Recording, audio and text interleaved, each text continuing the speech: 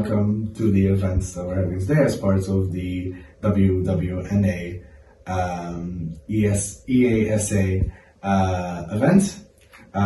We are the Malta Anthropological Society. Yes. The event we're covering today bases, as part of this event, covers linguistics.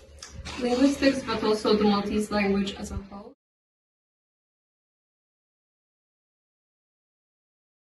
Just from a first glance, I mean, it does kind of look like a school book, but it's an effort to kind of modernize the history of the Maltese language and make it a bit more accessible as well. So, for instance, there are certain sections where different Maltese historical figures who have been important in the formation of the language are presented. So they're having this kind of chat, so there's shortened down Maltese, there are sort of little annotations on the side.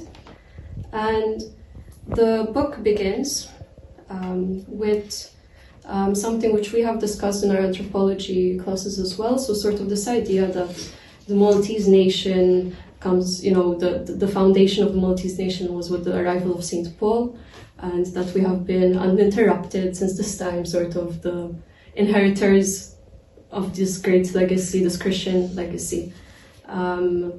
And sort of she begins by kind of provoking and saying, well, actually there was a period in time where Malta was completely abandoned.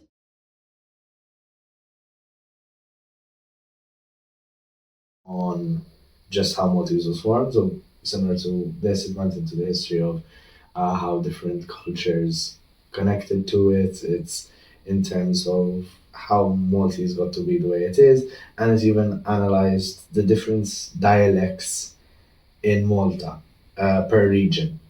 For example, it analysed the fact that Valletta is considered standard Maltese, so the Maltese that most people learn, that is the appropriate Maltese apparently, is the Valletta Maltese.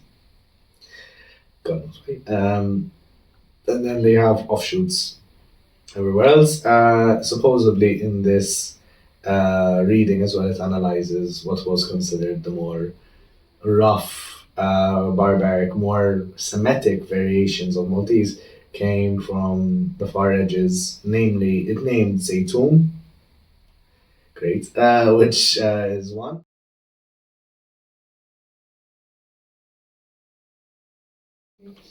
So I'm going to speak a bit about Manuel de Mek.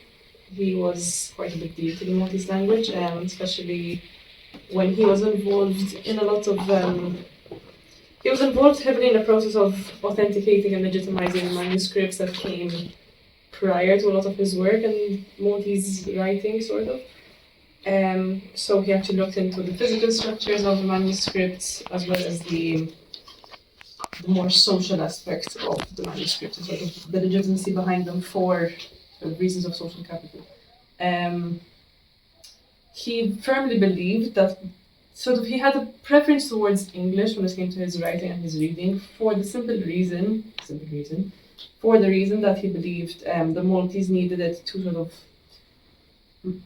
unisolate themselves. So he believed that as a nation, as a people, we were very much isolated from the rest of the world, very cut off.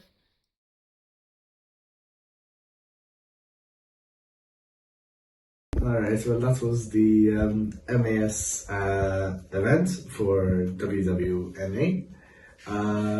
So I don't know what else to say. We finished, so we went through all of the texts and we finished off the event with a discussion on how we have ourselves sort of been acquainted with the Maltese language, our personal relationships with it, how we learned it, specific maybe issues we had with it, and the future of anthropology and also of the Maltese language hand in hand.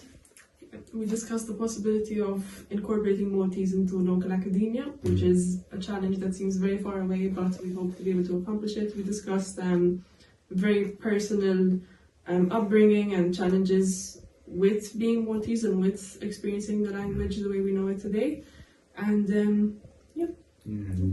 And other than that, we spoke about how Maltese compares then to other languages and how one learns it, and how then even the experience of learning Maltese, how that is shaped by various levels of socialization, be they primary, secondary, or tertiary.